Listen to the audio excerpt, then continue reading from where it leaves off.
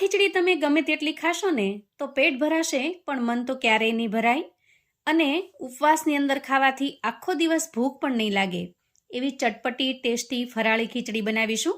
તો hello friends, Dhamus kitchen and vlog પર તમારું સ્વાગત છે.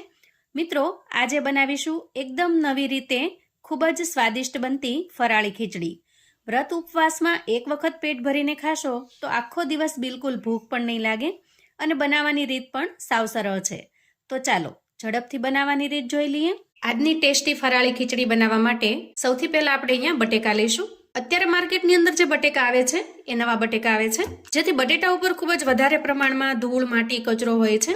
3 થી 4 વખત પાણી નાખી બટેકાને ખૂબ સારી રીતે ધોઈ લેવાના છે, જેથી એના ઉપર જે કાંઈ માટી, કચરો હોય એ નીકળી જાય. ત્યાર પછી બટેકાને બાફવા માટે આપણે કુકર લઈએ અને ધોઈને ચોખ્ખા કરેલા બટેકાને એમાં ટ્રાન્સફર કરીશું. અહીંયા મેં વજન પ્રમાણે જોઈએ તો 250 ગ્રામ જેટલા બટેકા લીધા છે અને અંદાજે 2 થી 3 લોકોને ફરાળમાં આરામથી થઈ રહે એટલી ખીચડી બનીને તૈયાર થશે. તો તમે જેટલા લોકો માટે આ ફરાળી ખીચડી બનાવવા માંગતા હો એ પ્રમાણમાં બટેકા લેવાના છે. હવે બટેકાને બાફતા પહેલા આપણે એના અંદર થોડું મીઠું ઉમેરી દઈએ અને જરૂરિયાત મુજબનું પાણી ઉમેરી દઈએ. મીઠું ઉમેરવાથી બટેટાનો ટેસ્ટ ખૂબ સરસ બને છે, એકદમ ફીકા અને મોળા નહીં લાગે. હવે ઢાંકણ ઢાંકીશું અને 3 વિસલ વગાડી બટેકાને બાફી લઈશું. અહીંયા ગેસના એક સ્ટવ ઉપર આપણે બટેકાને બાફવા માટે મૂક્યા છે અને અહીંયા બીજા ગેસને ઓન કરી આપણે એના ઉપર એક કડાઈ મૂકીશું. ત્યાર પછી આપણે અડધી વાટકી જેટલા શેંગદાણા લેવાના છે અને આ શેંગદાણાને કડાઈની અંદર ટ્રાન્સફર કરીશું. ગેસની ફ્લેમને એકદમ ધીમી રાખીશું અને શેંગદાણાને સરસ રીતે શેકી લઈશું. અહીંયા અંદાજે 1 મિનિટ જેટલા સમયમાં જ શેંગદાણા સરસ રીતે શેકાઈ જાય છે. એને વધારે શેકવાની પણ જરૂર પડતી નથી. આ રીતે એની સ્કિન ફાટવા લાગે એટલે સમજવાનું કે સરસ રીતે શેકાઈ ગયા છે. જુઓ, આમ કરવાથી એની છાલ પણ ઝડપથી ઉતરી જશે. હવે ગેસની ફ્લેમને બંધ કરીશું અને શેકાઈને તૈયાર થયેલા શેંગદાણાને એક પ્લેટમાં કાઢી લઈશું અને થોડી વાર માટે ઠંડા થવા દઈશું. હવે અહીંયા શેંગદાણા એકદમ સરસ ઠંડા થઈ ગયા છે. તો આ રીતે હાથની મદદથી આપણે શેંગદાણાની ઉપરની જે છાલ છે એને કાઢી લેવાની છે અને ત્યાર પછી આ રીતે સ્પાઈડર જાળાની મદદથી એના ફોતરા પણ કાઢી લઈએ. શેંગદાણામાં જો થોડા ઘણા ફોફા રહી જાય તો પણ કશો વાંધો નથી, એનાથી આપણી ખીચડીના ટેસ્ટમાં કોઈ ફેર નહીં પડે. હવે આ રીતે ચાળીને ચોખ્ખા કર્યા પછી આપણે એક મિક્સર જાર લઈશું અને તૈયાર કરેલા શેંગદાણાને એમાં ટ્રાન્સફર કરીશું. ત્યાર પછી જારનું ઢાંકણ ઢાંકી શેંગદાણાને આપણે ક્રશ કરી લેવાના છે. એકદમ ઝીણા બારીક ક્રશ ન કરતા થોડા ઘણા ઝીણા ચંક્સ રહે એ રીતે ક્રશ કરીશું. જુઓ, પણ તમે જો વડીલો માટે ફરાળ બનાવતા હો તો આ શેંગદાણાને એકદમ વધારે ક્રશ કરી લેવાના, જેનાથી આ દાણા છે એ ખાવામાં ન નડે. હવે તૈયાર થયેલા શેંગના ભૂકાને આપણે એક બાઉલમાં કાઢી લઈએ. હવે ત્યાં સુધીમાં જુઓ, કુકરની 3 સીટી થઈ ગઈ છે અને બટેટા પણ સરસ રીતે બફાઈ ગયા છે. તો આ રીતે બાફેલા બટેકાને એક પ્લેટમાં કાઢી લઈશું અને એની ઉપરની છાલ ઉતારી અને તૈયાર કરી લઈએ.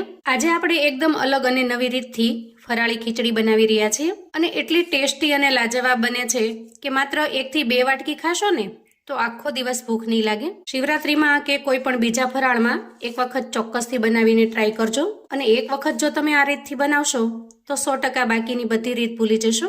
હવે છાલ કાઢીને તૈયાર કરેલા બટેકાને આપણે ચાકુની મદદથી જ સમારી લેવાના છે. એકદમ રફલી ચોપ કરતા હોઈએ એ રીતે ચોપ કરી લેવાના. એના મોટા કે ઝીણા પીસ પણ નથી કરવાના કે બટેકાનો છૂંદો પણ નથી કરવાનો. આ રીતે ચાકુની મદદથી એકદમ રફલી સમારી લેવાના છે. હવે આટલી તૈયારી કર્યા પછી આપણે ગેસ તરફ જઈશું.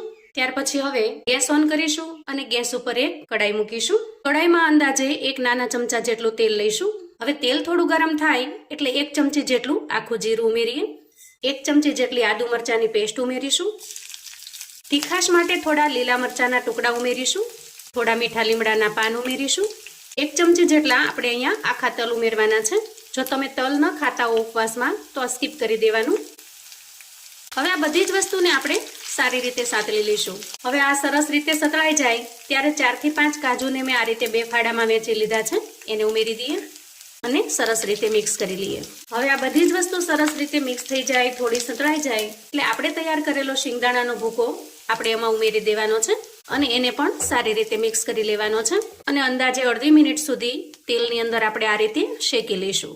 શેંગદાણા ઓલરેડી આપણે શેકેલા જ છે, પણ આ રીતે તેલની અંદર શેકી લેવાથી એકદમ સરસ ટેસ્ટી બને છે. હવે અંદાજે અડધો મિનિટ પછી અહીંયા મેં થોડી કિશમિશ લીધી છે, એને ઉમેરી દઈએ. અહીંયા કાજુ ને દ્રાક્ષ બંને ઓપ્શનલ છે, તમને ફાવે તો તમારે ઉમેરવાના, નહીં તો એને સ્કીપ કરી દેવાના. પણ આ બંને વસ્તુ ઉમેરવાથી ઉપવાસની અંદર એનર્જી મળે છે, પોષણ મળે છે. અને માત્ર 1-2 વાટકી ખાશો ને તો પણ આખો દિવસ તમને થાક પણ નહીં લાગે. આ બધી જ વસ્તુ સરસ રીતે મિક્સ થઈ જાય ત્યારે જે વાટકીના માપથી આપણે શિંગદાણા લીધા છે એ 2 વાટકી ભરી અને પાણી ઉમેરવાનું છે આ રીતે, અને સરસ રીતે મિક્સ કરી લેવાનું છે. હવે ત્યાર પછી ઉમેરીશું શેકેલા જીરાનો પાવડર 1/2 ચમચી જેટલો, અને તીખાનો એટલે કે કાળા મરીનો પાવડર એ પણ આપણે 1/2 ચમચી જેટલો લીધો છે. તમને જેટલી તીખાશ ફાવે એ પ્રમાણમાં ઉમેરવાનો, અને બંને વસ્તુને સારી રીતે મિક્સ કરી લઈએ. હવે આટલા મસાલા કર્યા પછી આપણે તૈયાર કરેલા બટેકાને પણ ઉમેરી દેવાના છે અને સરસ રીતે મિક્સ કરી લેવાનું છે. હવે અહીંયા બધું જ સરસ રીતે મિક્સ થઈ જાય એટલે આપણે સ્વાદ પ્રમાણે મીઠું ઉમેરીશું. મીઠું આપણે અહીંયા છેલ્લે ઉમેરવાનું છે, કેમ કે પાણી ઉમેર્યા પછી ખીચડીની કન્સિસ્ટન્સી એક્ઝેક્ટ બરાબર બને છે, એટલા માટે આપણે મીઠાને છેલ્લે ઉમેરવાનું છે. હવે જુઓ અહીંયા ખીચડી ઓલમોસ્ટ તૈયાર છે. આ સ્ટેજે થોડો ચટપટો ટેસ્ટ લાવવા માટે આપણે અડધા લીંબુનો રસ ઉમેરી દઈશું. આનાથી ખીચડી એકદમ ટેસ્ટી અને ચટપટી બને છે. અને લીંબુના રસને મિક્સ કરી લઈશું અને ત્યાર પછી ઉમેરીશું 2 ચમચી જેટલું મોળું દહીં. દહીં ઉમેરવું ઓપ્શનલ છે. તમારે માત્ર જો લીંબુની ખટાશ જ રાખવી હોય તો દહીં ઉમેરવાની જરૂર નથી, પણ દહીં ઉમેરવાથી ખીચડી એકદમ સરસ ક્રીમી ટેક્સચર વાળી બનશે. તો જો તમે ખાવાનું પસંદ કરતા હો તો દહીં ચોક્કસથી ઉમેરજો. અને હવે દહીંને પણ આપણે સરસ રીતે મિક્સ કરી લઈશું. છેલ્લે ઉમેરીશું થોડી કોથમીર અને સરસ રીતે મિક્સ કરી લઈશું. તો અહીંયા આપણી એકદમ પરફેક્ટ, ખૂબ જ ટેસ્ટી અને ખાતા પેટ તો ભરાય પણ મન ન ભરાય એવી ટેસ્ટી ફરાળી ખીચડી બનીને તૈયાર છે. જોતા જ ખાવાનું મન થઈ જાય એવી ટેસ્ટી દેખાઈ રહી છે.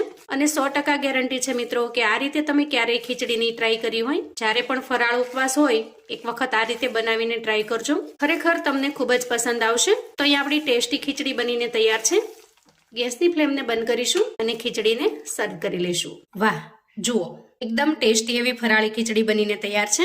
વ્રત ઉપવાસમાં ફરાળી ખીચડી તો આપણે હજારો વાર બનાવી હોય છે, પણ આજે મેં યુનિક અને અલગ રીતથી બનાવી છે. અને ડ્રાયફ્રૂટ્સનો પણ આપણે ઉપયોગ કરેલો છે, જેથી ખીચડી વધારે ટેસ્ટી અને હેલ્ધી બને છે. તો વ્રત ઉપવાસની અંદર જો એકની એક ખીચડીના સ્વાદથી કંટાળી ગયા હો તો આ નવી ખીચડી ચોક્કસથી બનાવજો. અને ખીચડીનો ટેસ્ટ તમને કેવો લાગ્યો છે એ ફીડબેક મારી સાથે શેર કરજો. તો મિત્રો, આવું અવનવું જાણવા માટે અને મને સપોર્ટ કરવા માટે ચેનલ પર જો તમે નવા છો તો પ્લીઝ ચેનલને સબસ્ક્રાઇબ કરો.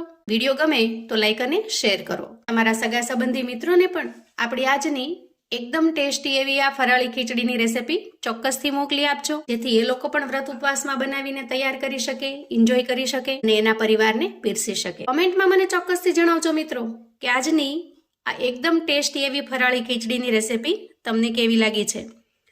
ફરી મળીશું એક નવી રેસિપી સાથે. ત્યાં સુધી આવજો મિત્રો.